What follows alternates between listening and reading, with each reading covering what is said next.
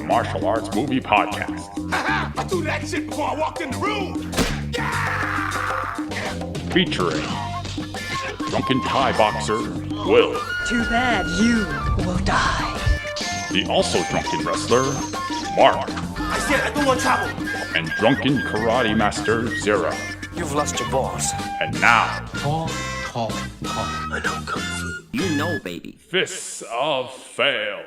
Jet Li's birthday was not too long ago. Oh, so yeah, that's happy true. birthday, Jet. Hey, happy belated birthday. So what are we talking about today?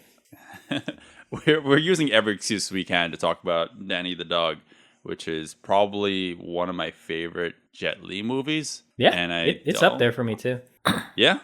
Well, I mean, there's quite a lot you can choose from his catalog, and that's really a tough statement for me to make because there's so many to choose from. And not to say that his other movies aren't as good. It's just in terms of balancing that drama and martial arts, that this movie has. It does it so well, and it showcases Jet Li's acting chops in this movie. Which is just him looking like a puppy dog throughout the whole film. Hey, there are many actors who are not good at looking like puppies, so I give them props for that. Yes, we're talking about Danny the Dog, released in America as Unleashed. I saw some things saying that they changed the title so they didn't offend Chinese audiences, but I don't know how accurate that is. Really? Yeah. I wonder why that. Somebody made a comment about that, but I don't know if that's true or not. Because Danny the Dog is more literal to the story. Unleashed kind of makes sense too. Unleashed is like a new metal title for this movie. Oh, speaking of new metal, this movie is very, very 2000s. Mid-2000s, obviously. 2005 when this came out. And it's not, it doesn't rear its ugly head too many times, but when it does, it's very obvious. You'll see it in the editing. It's like very, choppy at times. You'll see the, the music, which you're a big fan of. It does also feel like a product of its time. Has a little bit like a new metal as well. Like you see some of the set design. Everyone has some people dress like they're in the 2000s. Well, because they are. Definitely. Well, yeah, that's true. But I'm just saying, it's definitely a 2000s movie. I know you're a big fan of the music in this movie. Yeah. Massive Attack did the soundtrack for this, and I had this on repeat a lot when I was in college. I liked this soundtrack a lot. Very trip hoppy, electronic, very driving. It's good. I recommend it. Even outside of the movie, if you're listening to it, it's one of those soundtracks that sometimes when you're listening to a soundtrack, you're like, okay, I need the accompanying visuals to kind of get in the mood. This soundtrack actually stands by itself. It could have just been its own album. So that's why I like this one a lot. Right. I guess I didn't have that same affinity for it in terms of the music, but I still appreciate it for everything else that it is, which is a action movie with heart. Because yes, it is. The reason why we're talking about it is because it does have some really great choreography in it, featuring Jet Li and everything. And there's a lot of motivation behind the characters. I guess vengeance. I don't know if vengeance is the right term for it, but this is maybe more survival towards the end. Yeah, maybe. Towards survival. Yeah, I guess. Yeah, and we always kind of mention it too. Sure, you can have like a really great fight scene, really good choreography. But if you don't like the characters, then sometimes you're just like, they're just going through the motions. And this movie does it well in that it makes us really like Jet Li, or actually just kind of makes you curious about what's going to happen too, because the story is extremely simple. Bob Hoskins' character literally turns Jet Li into like an attack dog. He gets him when he's young. His mother was out of the picture. Oh, yep. And we don't get the backstory, thankfully. They just kind of tell us like they turned him into a dog. He's his like attack dog, and they are what's the term when you bully people for money? Republicans. No. Sure. Wait, no. Wait, what? I don't know. A billion bully, I guess. I don't know. Oh, like a loan shark? Yeah, maybe they're loan sharks. Like they shake down Sure, people yeah. for money or for Oh, yeah, right, protection. right. For protection. Sure. And when they don't pay, Jet Li's character is there to rough them up and intimidate. And Right. it's great. And yeah. Well, that's established immediately. in Oh, the yes, movie. yes. Yeah, it's weird because when you a lot of the complaints that we can make with other movies where there's a ton of action, we can divide this movie up into three acts, right? Like every other movie that has ever existed. But the first and third act is basically all action, and the middle act is no action. It's all story. It's all character development, and that can be a problem for other movies if you don't do it well. Character pacing is a big issue because you set it up, you made the audience really amped up, and then you slow it down, and that can be bothersome for a lot of people. But this movie somehow does it really well. Luc Besson, director of this, writer out of the park somehow. Writer. Oh, I thought. Louis Leterrier. Sorry, I don't know how to pronounce that. Is the director of this? He did the Incredible Hulk, and he recently directed the Dark Crystal Netflix series, which I really like, surprisingly. Okay. But he's one of those directors that he's just really capable, but he doesn't have like a signature style to him, at least what I've seen in his films. But he just he always makes pretty capable films, and I think this is probably one of his best ones. Really? Oh, okay. Yeah, that's high praise for that then. Whatever his catalog is, I think Danny the Dog is by far one of Jet Li's more not cerebral. It's still a very simple story. It's not a head scratcher, but there's a lot more to it rather than just saying like here Jet Li's here to beat people up. It's kind of gives Jet Li's character a lot of humanity. Yeah, I agree with that. And it just like establishes like what it makes you feel really sympathetic towards this character because he has to go through so much in this film, and he really plays that child role, that puppy dog role so well, and it's kind of like you kind of lose like all semblance of the fact that he's not actually a like 12-year-old boy in this movie, and he's like a 30-something-year-old Jet Li playing a developed like a mentally developed person of a 5-year-old. Right. Well, I think that just goes to the credit of him as an actor. The whole time, I think that's why it's really easy to get attached to his character, because he straddles this line between playing this child mentally playing a child, his physical attributes that go along with that. He's like slightly hunched over. He always looks so timid. He always looks so lost. And I think the other characters just help to elevate that. Morgan Freeman playing like the surrogate father, who's like very careful with not pushing him too far. And then the daughter character, I always forget her. I forget her name. Carrie Condon. Yeah, Carrie is just, she bounces off of his shyness by being this just burst of energy who wants to like get him to break out of his shell. So there's lots of different opposing personalities going on, and it just helps to sell Jet Li's performance even more.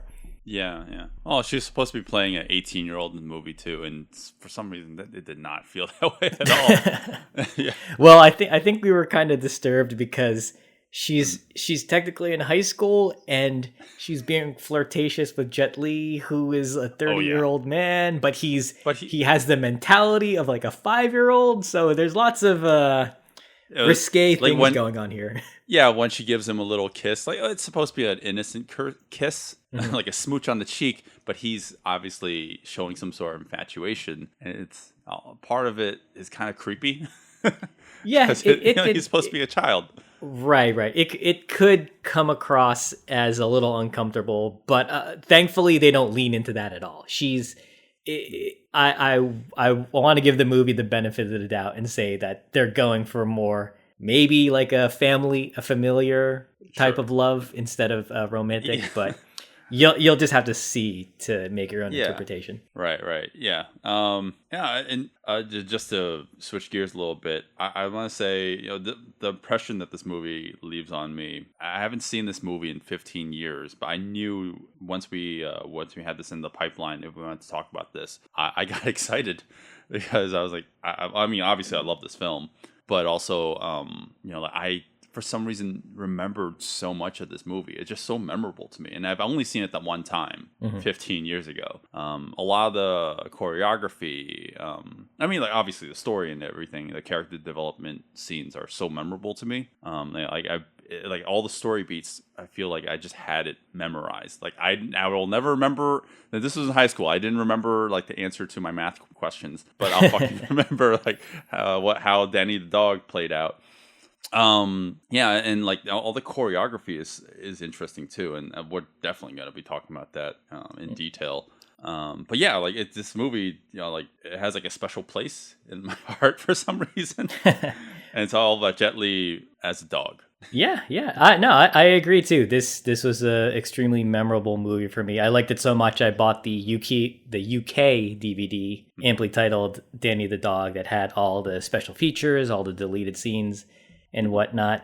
And it's a shame because, when we were watching this, you can purchase this online, but you can't get any of those special features, which kind of stinks. And if you go on YouTube trying to look for them, it's like in Russian, or it doesn't have the subtitles in French for when the director's speaking. So it made me just kind of miss my DVDs of this, and it made me kind of regret giving it away, but I don't want to own physical media anymore. So, at least you actually, like fessed up to like having it at one point. Like I had the DVD and I don't even remember what happened to it. So, that's completely my fault. But yeah, that's the overall synopsis of the movie. But and I would love to talk about the actual fight scenes because there's like a lot of things in this movie that really stick out with me. Like you said before, the movie immediately starts with fighting. You see a real close up of Jet Li's eye as his pupil expands all CGI like, and there he is in the middle of a fight.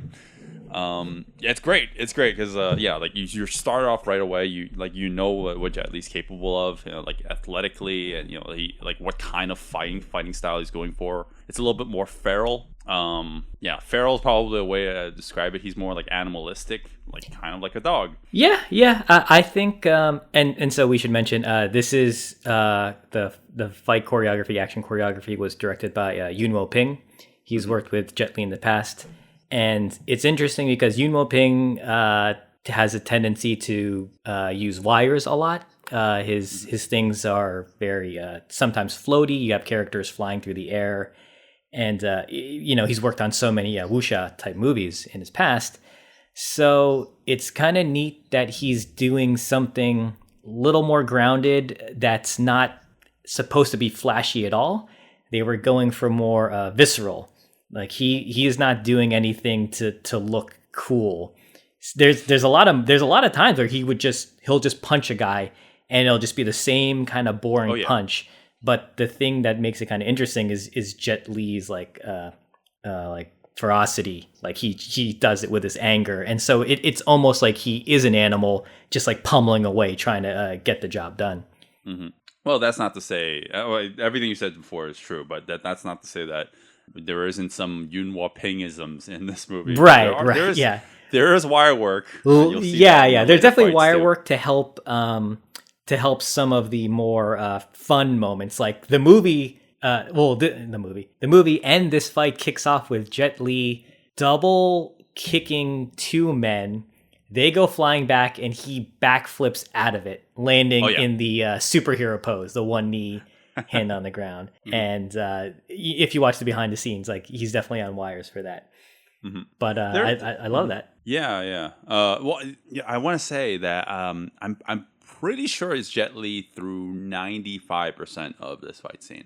I will say I think there's one particular portion of the fight where I think they use a stunt double or they use another fight performer because as soon as it's the moment where Jet Li is holding on to one of the other performers and he starts wailing on him, but as soon as Jet Li pushes himself off, he does a butterfly kick and he does a bunch of things. You don't see his face in that entire shot. And also he loses like 10 pounds.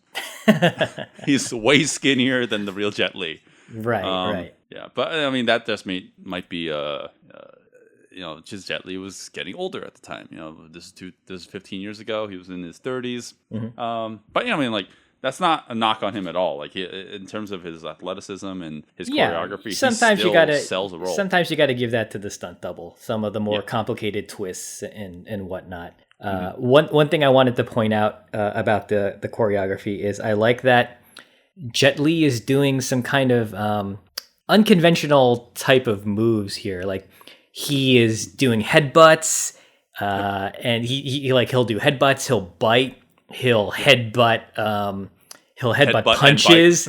Yeah, he'll literally throw his body at people. You'll see that like later in one of the last fights to kind of block a move, and it's kind of fun because it's not a way you would think like a normal martial artist would fight. He's fighting like an animal, for lack of a better word. Yeah. Well, he's fighting. Yeah, exactly. He's all fighting with just pure ferocity and everything. And then we end the fight scene with his stunt double, not him. You can clearly tell. You don't think he did that with wires? I don't know. Like, again, if it was him, I feel like they would have really the camera would have focused on his face. It's all done in the backside. You can't see his face throughout the whole thing. Where as he's getting shot in the face, he dodges the bullet by leaning backwards into a cartwheel and kicks the table towards the opponent. It's kind of silly. It is really silly, and it's obviously wire work, but it looks pretty cool. I'll give it that. Sure. It straddles the line between cool and cheesy. But that's all the 2000s, so yeah, it's very, very quick. You know something is off about it because nobody can really do a flip like that. He kicks the table, pushes it back, and he lands on the one hand and flips out of it. It's very smooth. I'll give it to him for that.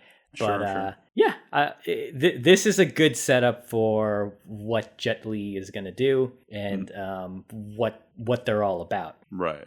Well, what happens after this fight scene? We get to establish who Bob Hoskins is to Jet Li's character, which I have to say, Bob Hoskins steals the show for me. I mean, like I said before, Jet Li and even Morgan Freeman's great in this movie. Like they make the movie, and in terms of like what gives the movie heart. But Bob Hoskins is so good in this movie. I love him in this role. I know the role wasn't originally written for him, like the way that the Jet Li's and Morgan Freeman's roles were written specifically for them. But I'm glad that Bob Hoskins got this, even though it was like the third outing. Like he was like third or more in terms of candidacy. But I'm glad he became the ultimate choice because he was so good in it. And that's hard to say because like I also grew up on the Super Mario Brothers movie, and I thought of him as this really wholesome dude, and he just plays this like asshole-ish loan shark character so scummy. Yeah. He's only interested in himself. Very, very selfish. He didn't steal the show for me. For me, this was like all Jet Li for me. But I agree. Like his performance as this really, really hateable, not a crime boss, kind of just like I mentioned, scummy kind of asshole loan shark. He says a lot of lines where you're just like, I hate this guy. I of course he's detestable. He's not a good person, but I don't know. Something about his character, or maybe it's just Bob Hoskins' performance. I just so gravitated towards him. Like every scene he's in, I'm drawn towards him. Like it's his performance. He's always in the center of attention for me when any scene that he's in.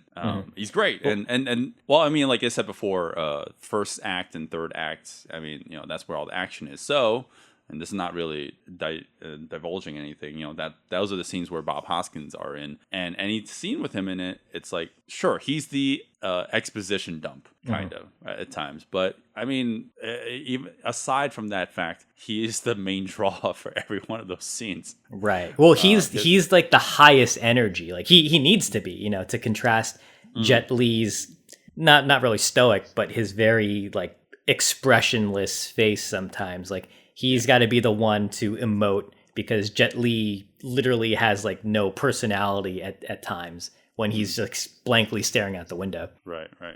Yeah, that's a good way to describe it. Yeah, he's very high energy. He's basically screaming in every other scene.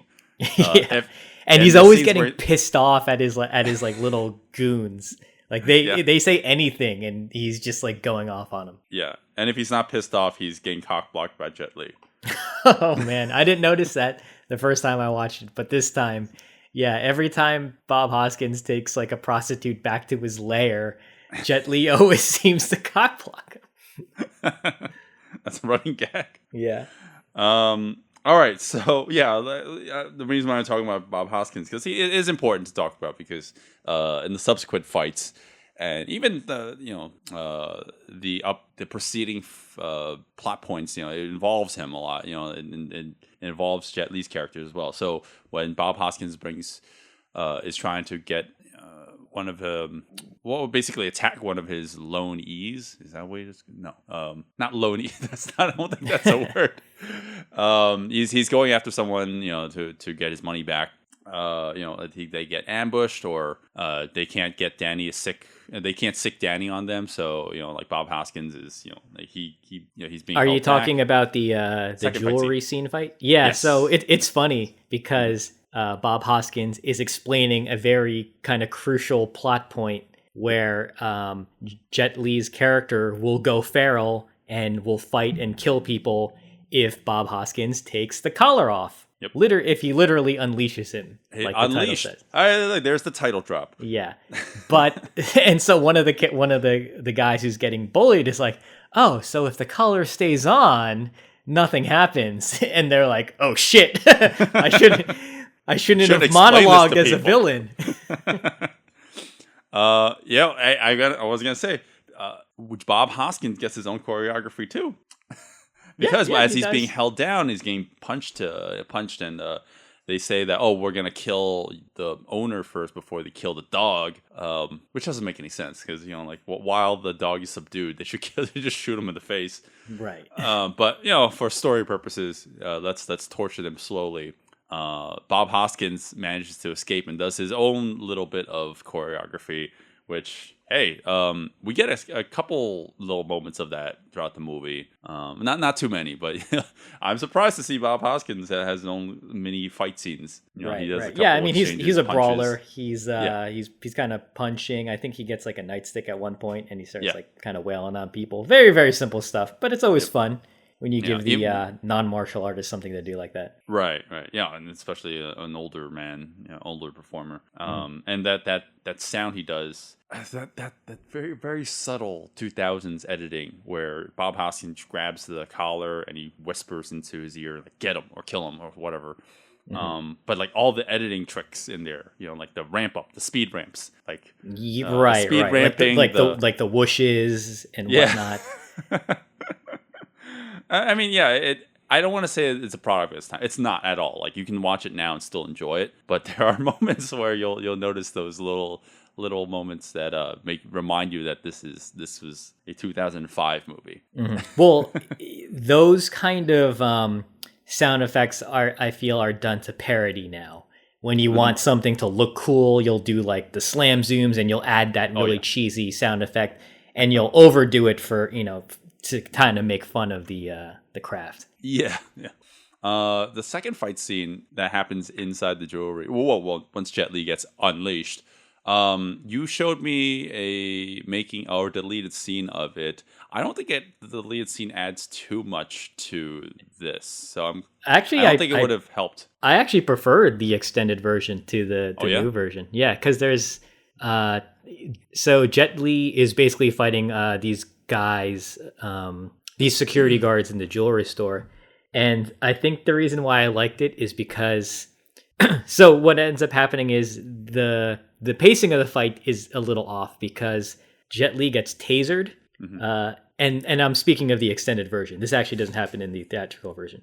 So in the extended version of the fight, Jet Li gets tasered and he kind of falls to the ground and everything kind of goes really slow.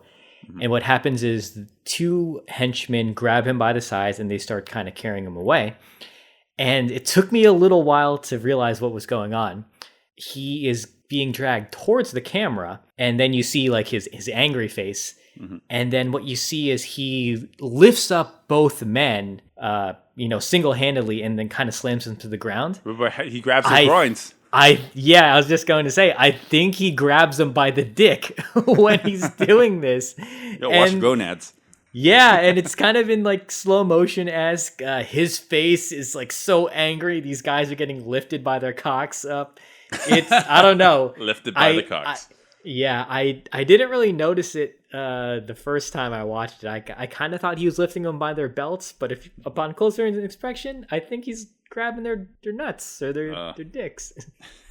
Jet Li's jerking them off midair. This is the greatest fatality ever.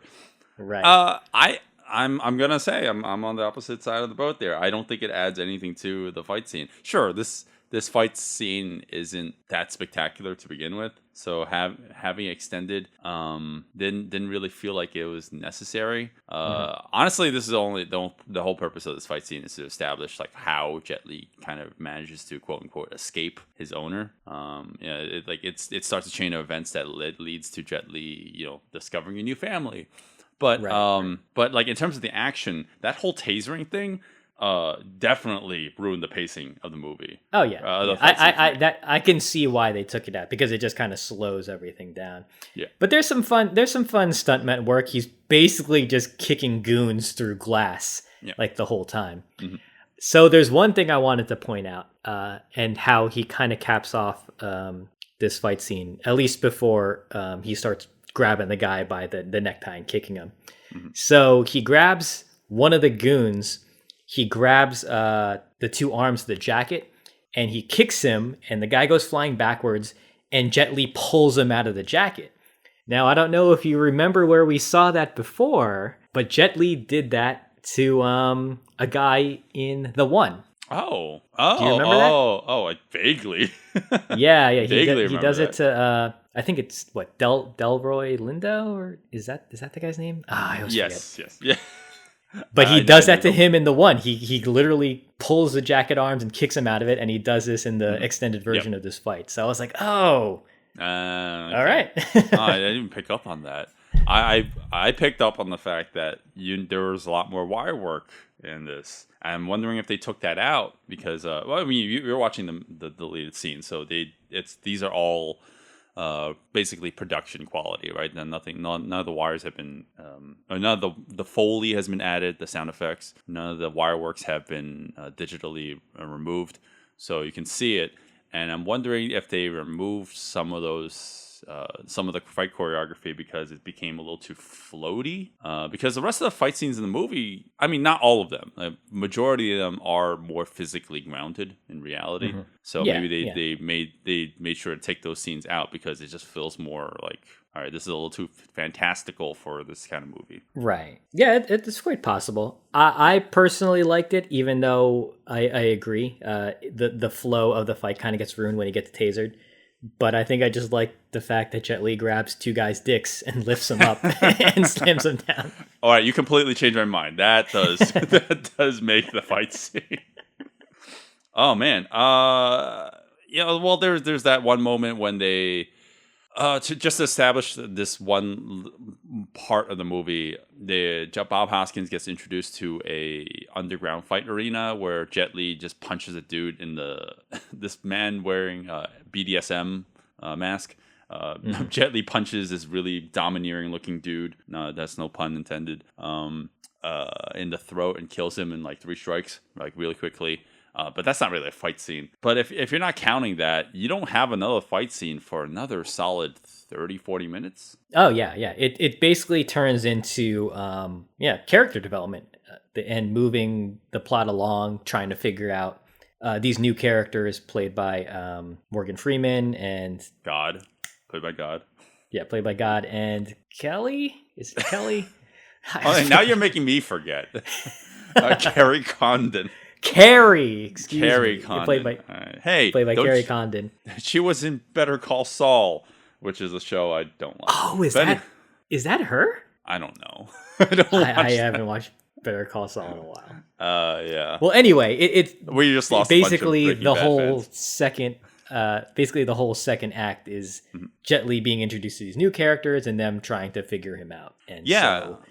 No fighting for a while. Which is not terrible. It's not terrible. I was at fine all. with it. I liked all these moments. I thought this was really a really strong performance from Jet Li because I don't think it's easy for a 30-year-old man to play a child and make it very convincing and make you actually care for him in that sort of way. Like you felt like you wanted to protect him. You wanted him to kind of get out of the life that he had before. Yeah. And it really is a great performance from Jet Li because he is supposed to be playing a little child, but I kind of get lost in it because of the way that he's performing it, and it really sells me on it. I don't see a 30-year-old man after a certain point. It really does feel like. I'm looking at like a 5-year-old, and for lack of a better term, and this is like me showing my sentimental side. It's kind of cute, like how he's kind of getting a family and everything. And it doesn't feel like it's bogged down by too much sentimentality. It ends it just at the right time once they bring us to the next fight scene. Which is right. I agree. Yeah. And I'd rather not talk about like the spoilers. From here on out, we won't mention too many plot details. We'll just tell you about like the actual fight scenes, without talking about like the story around it. But I will say, Bob Hoskins, it now brings Danny to the underground fight arena, right, where now they can actually have Danny participate in the fights. But now Danny, 40 minutes of character development, has decided that he doesn't want to be a fighter anymore. He doesn't want to do that anymore. So Bob Hoskins kind of literally shoves the dude into the arena, this pit, which is kind of strange because you have to remember this is a martial arts movie, and they're going to do fantastical things. However, when the way that Bob Hoskins shoves him backwards into this, I would say 12-foot drop, where Jet Li's about to fall on his head. The first thing that happens is Jet Li lands on his one hand and then like spins out of it. And I'm like, he would be his entire arm would be broken if he did that. Oh yeah. Right. You have to suspend your disbelief at that point. Oh yeah. It doesn't make any sense. But and then what we were saying before about Yun Wo-Ping-isms, you do get a little bit more of that, because the way that some of these characters are catapulted across the room, it doesn't feel too realistic. Right. I think maybe the most standout moment is when, just jumping ahead a little bit, when Jet Li finally decides to start fighting back. Mm-hmm. The guy, the main fighter, does a jump kick at him, and in midair, Jet Li kicks him away. Mm-hmm. And the guy goes flying back. That feels like very Yun Wo-Ping to me. Right. Well, even the way that this whole fight starts, when Jet Li gets kicked across the room, like he really flies. So you can see the wire work where he's kind of pulled back or pushed away, like he's going a little bit further than normal. That's where Yun Wo-Ping's direction is probably coming in. Right. Hey, there's this one stunt, and I want to get your opinion on this. Sure. Do you think this was CG? Because I think this was CG, where the main bad guy in this fun fight scene grabs Jet Li by the back of the head and shoves him towards the wall. And these walls have barbed wires, on them. And I had a feeling you were going to ask me about this. Yeah, because it's a dangerous stunt. Jet Li's eyeball is right next to a barbed wire. Like Jet Li's obviously fighting against it, making sure that he doesn't get stabbed in the eye. But right, and he's pushing his head towards the wire. Yeah. It had to have been CG. Like, I don't Yeah. think they'd really put anything there. then I'll say that the CGI for this is pretty convincing then, because it doesn't look too bad. Yeah, it looks good. I mean, it is just a little barb. Literally, it's a barb, a piece of shiny metal. You forget in the 2000s, all CG looked pretty much like very glaring, Very, very obvious. shiny. So it looked real here. So it was fine because it Yeah, it's was it was actually appropriate for what it was supposed to be. Yeah. So this fight is kind of weird in that it's the flow is a little bit all over the place. Mm-hmm. It's not really the focus isn't really the fight. It's more that Jet Li doesn't want to fight and Bob Hoskins is like yelling at him from above, like, you got to fight him, you got to do this. Yeah. And so what's going on now is I guess the owner of this underground fighting ring is trying to give the people a show. So he's they're throwing weapons in and they're throwing additional fighters to make it more appealing to the audience. Yeah. And we both realized one of the additional fighters was Scott Adkins. Yeah. I mentioned that to you when we were watching this together remotely, obviously. We believe in social distancing too. Yes. So we were watching this, and yeah, I was like, oh, I think based off of my memory, I was like, I think one of these guys is Scott Adkins. And you're like, no. And throughout the whole fight, you do see three performers: one black man, one woman, and then one other spiky headed, like the frosted tips. New metal spiky head. Yeah. Some dude there who's like throwing a lot of kicks. And I was just thinking, I'm like, that has to be him. But he wouldn't he wouldn't show his face for a majority of the fight. So you're like, no, that can't be him. So I was just thinking to myself, like, oh, maybe that isn't him. Maybe I was just making that up. Thankfully, he does show his face eventually. And yes, it is Scott Adkins. Well, you know what? I should have known, but it was hard to tell because what happens is the first time you see Scott Adkins, extra fighter character, he does a flash kick on Jet Li. But the thing is, it's in the background and Jet Li falls like into the foreground. So like you couldn't really see Scott Adkins' face when he does it. Yeah. But I was like, who else in the industry is going to do a flash kick besides Scott Adkins? I should have known better. Yeah. And this is not to detract from what the other performers do, because they do great choreography too. But once the weapons are thrown into the fray, there's some really great choreography when Jet Li has he has two axes, I think, in his hand, and he's I think it's the two axes, right? There's a lot of weapons in this fight, and he's basically defending himself against the two performers at once. And it's great, it's really it's complicated enough where it's impressive, but like only Scott Adkins is willing to do like these really elaborate pratfalls where he's like landing on his side, landing on his back, and like spinning into it. It looks only a performer like him would be willing to do something like that. I love it, but the best action moment of this is when they all just gang up on him and start kicking him. Right. Well, that's so we mention this a lot in this podcast is like, hey, there's one versus many or one versus multiple opponents. Why aren't they all just ganging up on him? Yeah. And there are moments in this movie where Jet Li does get ganged up on. Like you mentioned, two of them literally pick Jet Li up by the legs, and then one of the other fighters holds one of his hands down so the fourth fighter can kick him away. Yeah.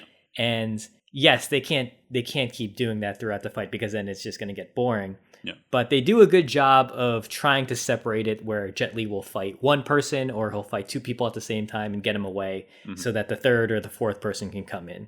Yeah. And there's only like maybe one moment where I thought, okay, that guy was waiting his turn, but it's kind of it's fine. This is sure. A fun fight. Sure. Oh, they didn't spoil this moment with Jet Li killing everybody because this is a fight to the death, right?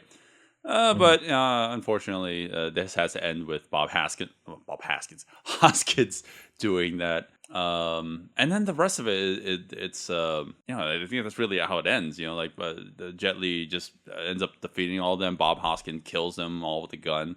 And then we kind of just lead into our final fight. Yeah. It's a lot more story at this point. But what happens is Jet Li manages to escape again. And so Bob Hoskins goes after him again. And now it's basically Bob Hoskins is fed up. So he sends like all the goons after him. And his, I guess his mini boss, who we were slightly introduced to in the pit fighting scene. Oh, he's just a guy in like white robes and a bald head. He's just kind of sitting watching. Michael Lambert, who plays the Stranger. Excuse me, because that is really strange. Like, why is he called the Stranger? I don't like his introduction. He kind of just feels like he's thrown in there last minute. His real introduction is him watching the pit fight. What I mean is, his involvement in the story doesn't feel like he was like appropriate like second hand man, right hand man to Bob Hoskins' character. He came out of nowhere and he could hold his own. I agree with that totally. That's me nitpicky though. Right. There is a second in command to Bob Hoskins, who is kind of like one of those fast-talking characters who annoys him.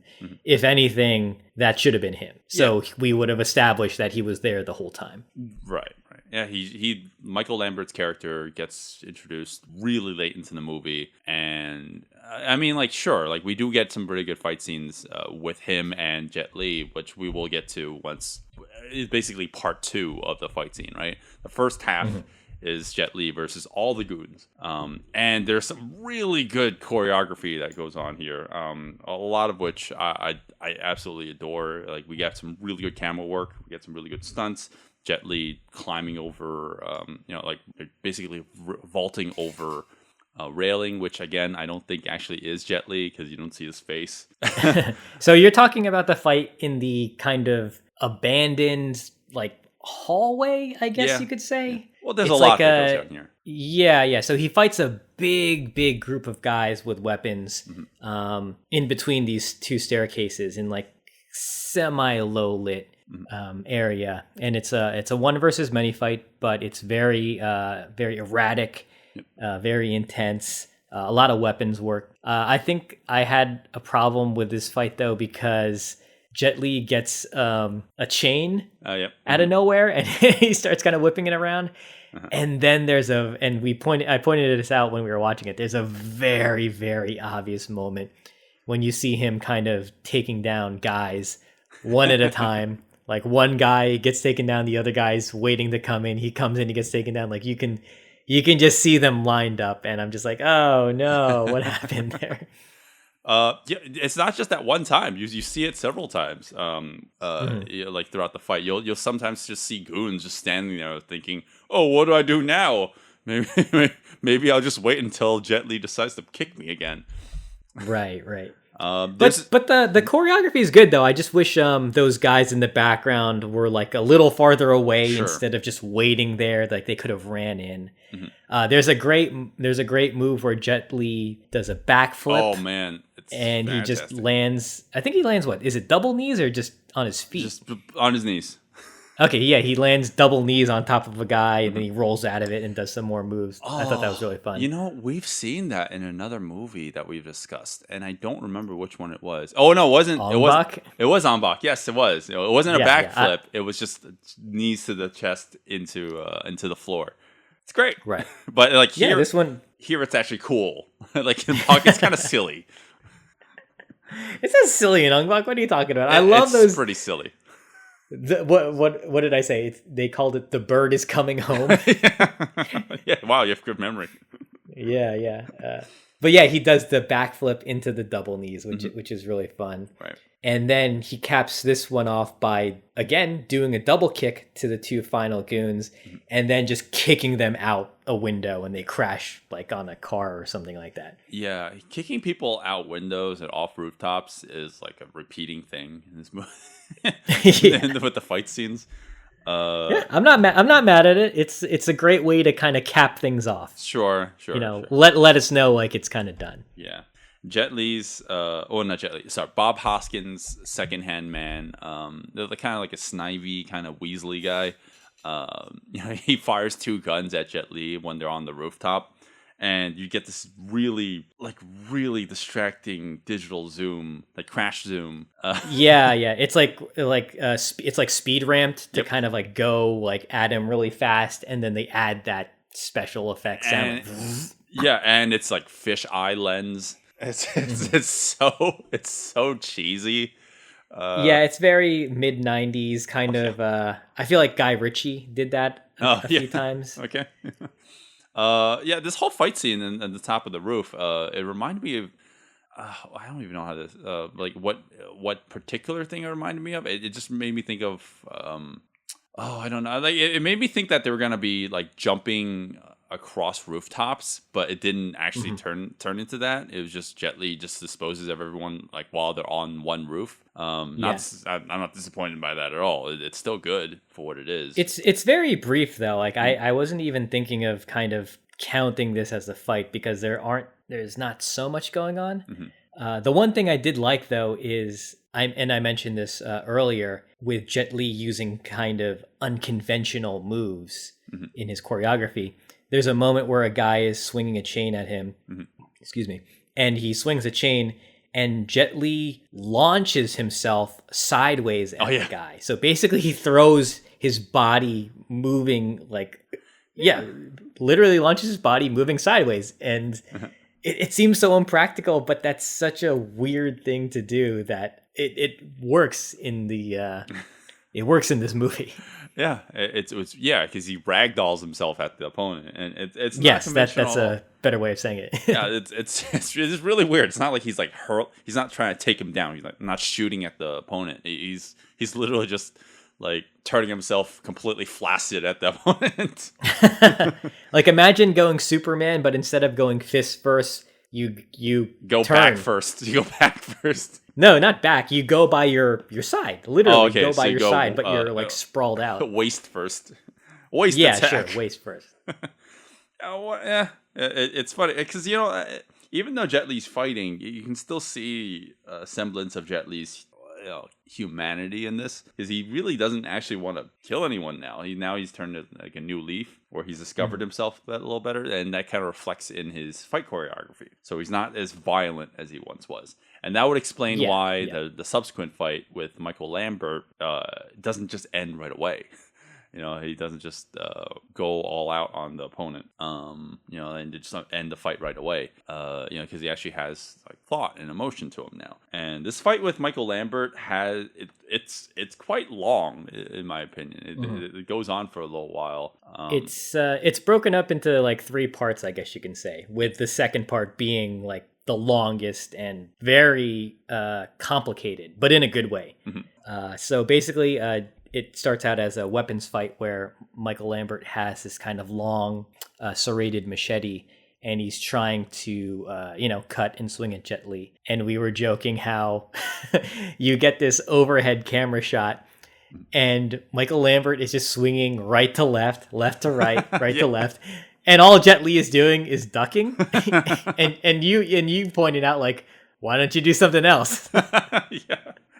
I forgot about that. He's literally just swinging left, right. I'm like, yes. It plays on like typical wushu style fights. You'll see it in demonstrations and stuff. Like dodging spears and dodging broadswords. But in terms of like a fight like this, that was the first thing that came to my mind. It's like, it does come across a little silly, but thankfully it doesn't last too long. It's like we're zoning in on these things, so we're gonna see them. But I think normal people aren't gonna really catch that kind of stuff. Yeah. But then it turns into Jet Li. He grabs a fireplace stoker and a coal shovel, and he's using both. And he's using both of those, and it looks kind of cool. But then you realize that those 2 weapons are extremely fragile compared to this machete he has. And Michael Lambert literally like cuts the ends off of these 2 weapons. Yeah, and he launches him out the window. Again, a lot of people get launched out windows in this movie.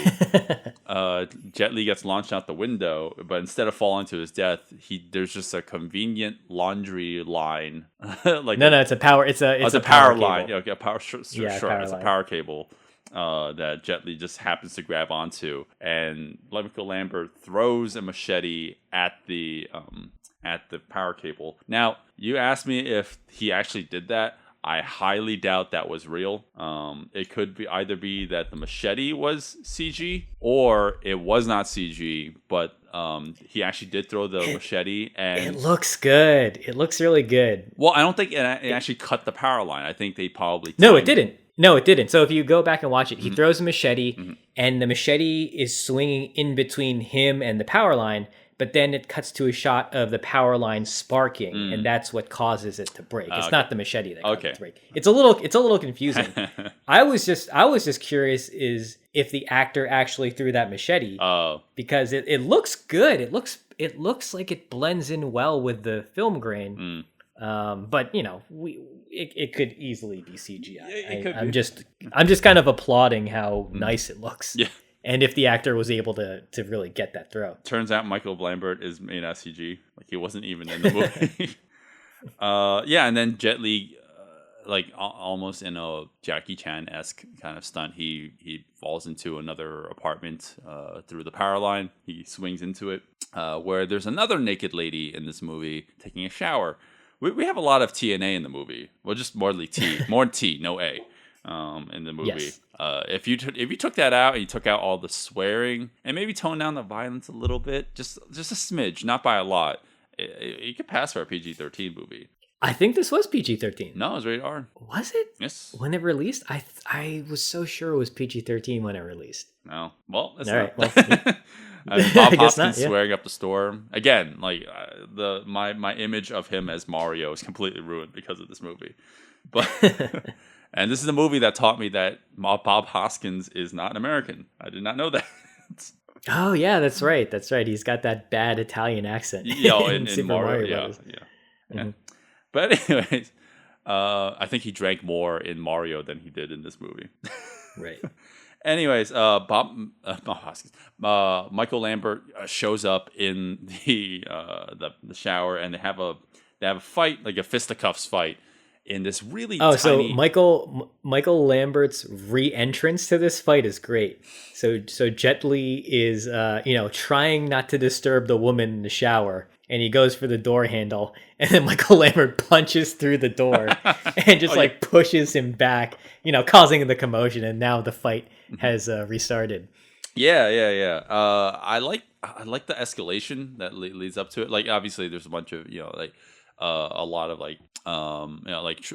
regular trading of blows, a lot of kicks, a lot of punches and such. But once they get into this bathroom stall, I guess, I don't. Yes, very, very skinny bathroom stall that very narrow. Both of them just kind of get sandwiched in between, and man, this fight always stood out to me, even when I was a kid. Even when I was younger and I saw this, I always remember this fight because I always thought how impressive and just how intense it was, because the camera is overhead or it's right there. Yeah. And they're in this cramped space, and their fists are just missing each other's heads, and they're creating dents in the wall as they're punching each other. And it's so good. I like this choreography a lot. Yeah. In terms of practicality from both a fight standpoint and a cameraman standpoint, I guess,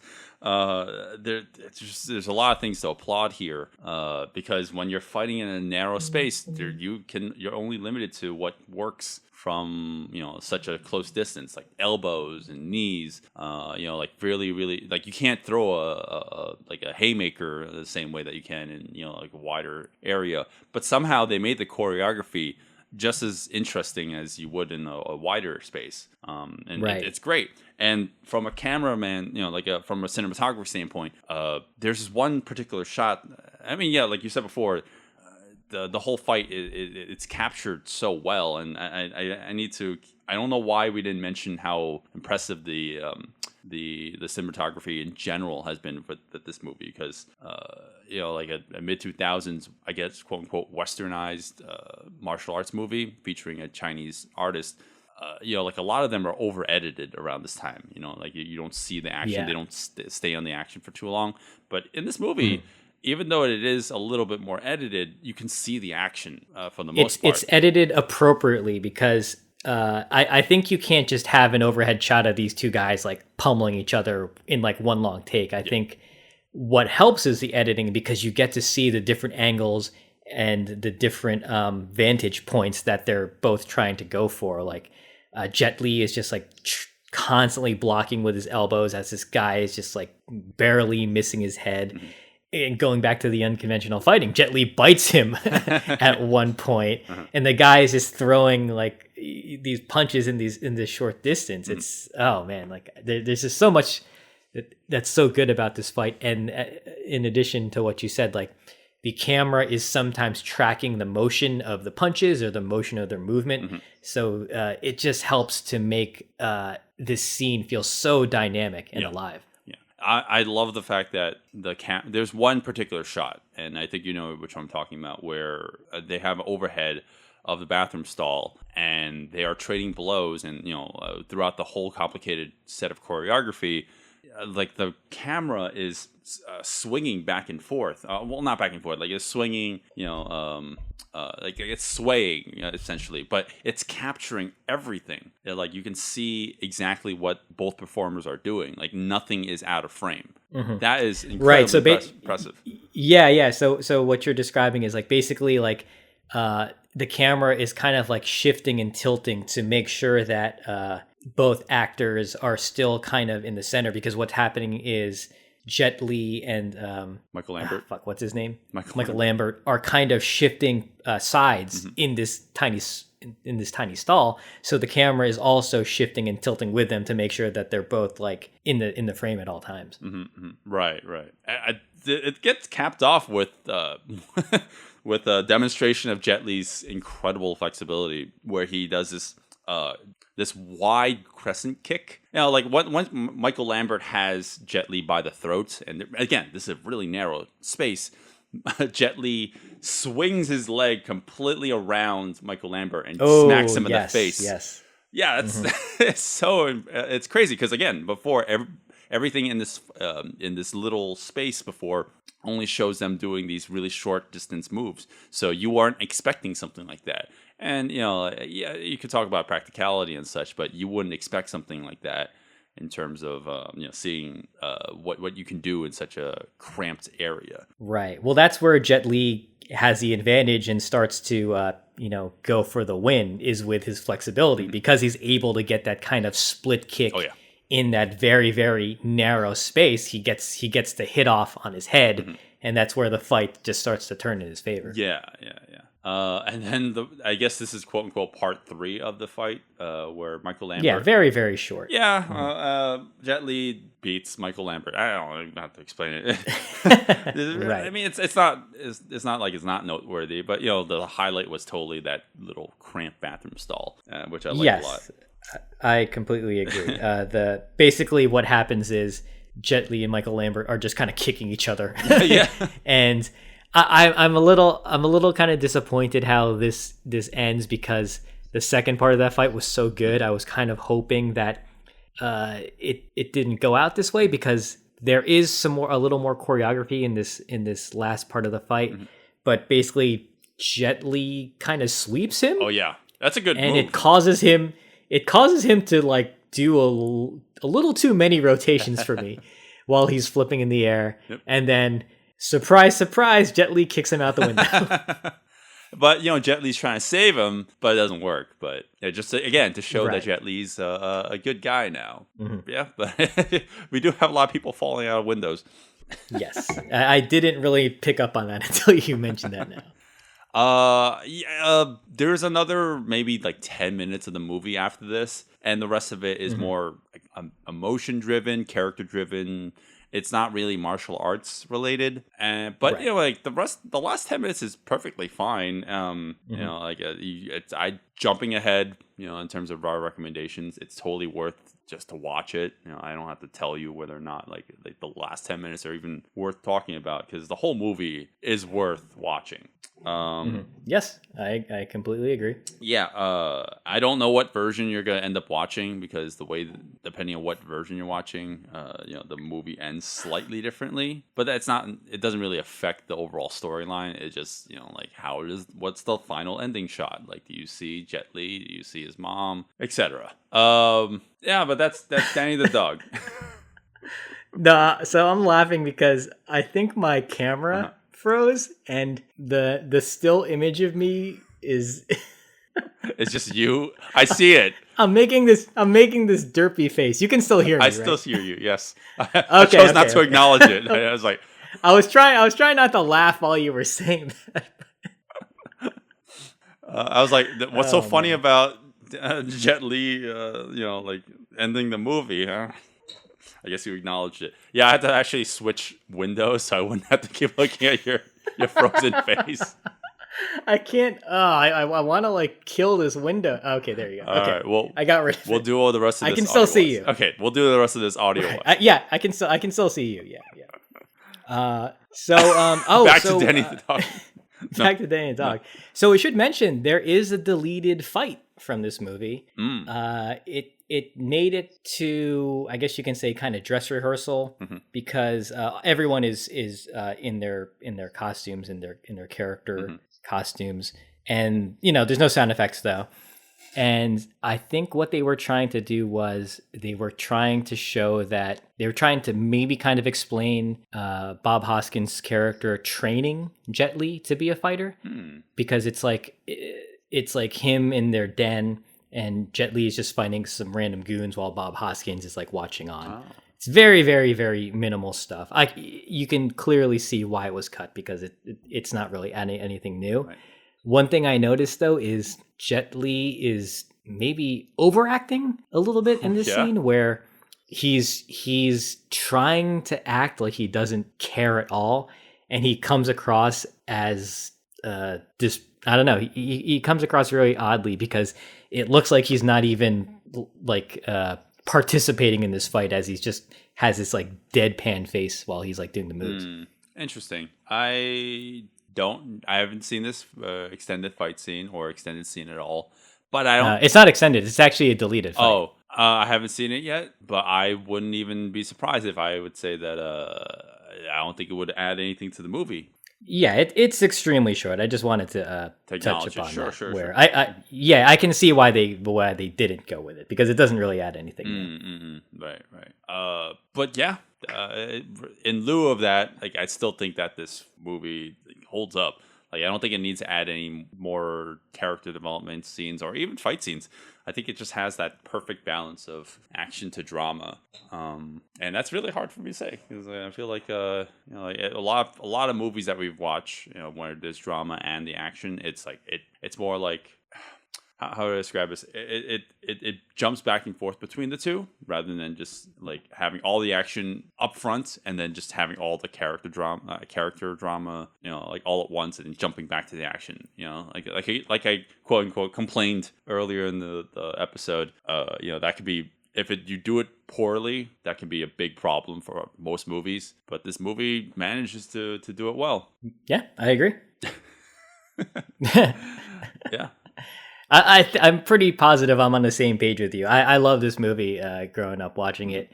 I owned the DVD. I watched it a few times. And then, as I mentioned, I either sold it or I got rid of it and then haven't watched it since. So I was very happy to see this again. Yeah. I'm glad we get to cover all the Jet Li movies now. All the Jet Li American films? Yeah. It's...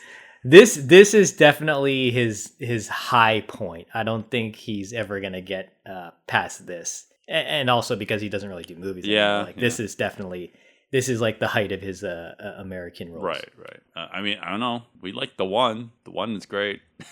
I like The One for other reasons. If you want a movie that's actually like not so bad, it doesn't border on so bad it's good. You actually want like a competent film. You should totally watch Unleashed. Yes. Well, I mean, everyone has their preferences, but I think the one, not the one. God damn it! Now I'm mixing up my movie titles. Danny the Dog or Unleashed is worth watching. It's definitely one of Jet Li's best films. And it's very surprising because I can't say the same for Jackie's movies. I can't be like, oh, well, one of my favorite Jackie movies is an American or Western production. Like one of my favorite Jet Li movies is a Western production. So Right. That's a testament to how good this movie is. Right. Well, I don't think this is an American It's film. not. I I think don't this think is Europa, considered a European film. Yeah, Europe. Yeah, it's Europe. West, well, when I say Western, I mean like just non-Asian, non-Hong Kong cinema. Yeah, yeah. Right. No, I know what you're saying. And I think I think the European market and the European directors handled him a lot better because I liked Kiss of the Dragon too. Oh yeah. Oh man. And I believe that's another. I think that's it's not Luc Besson. I think Luc Besson wrote that, but I don't think he directed that. God, we should talk about that too. When we get to it, we're totally recommending this movie, but are we at least? Oh yeah, I do recommend. But it. are we gonna say is it worth it to just watch the fight scenes and not the movie? I would say watch the movie. Of course, but can you enjoy the fight scenes yeah. by themselves and not have the context behind it? I think the one fight that you can probably watch without context is I keep forgetting Michael Lambert. Michael Lambert fight, yeah, because that just has really really good choreography, and his character is most removed from the story in that he's just kind of appears at the end. So his character is a little inconsequential because he literally is just a mini boss. So if you're gonna watch something online, watch that one because the fight in the bathroom stall is really really really good. Yep. I agree. But I'm gonna take it one notch up. I don't watch the fight scenes alone. It's not worth it. The movie it's such a good watch. It's so entertaining. Like watching it out of context, it's not. I mean, the fight scenes are great, but why would you go and watch the movie? Yeah, I agree with that. I am definitely in agreement of watching this movie. Yep, that's Danny the Dog / Unleashed / Jet Li plays a 5-year-old. No, Jet Li plays a 23-year-old playing a 5-year-old. Right.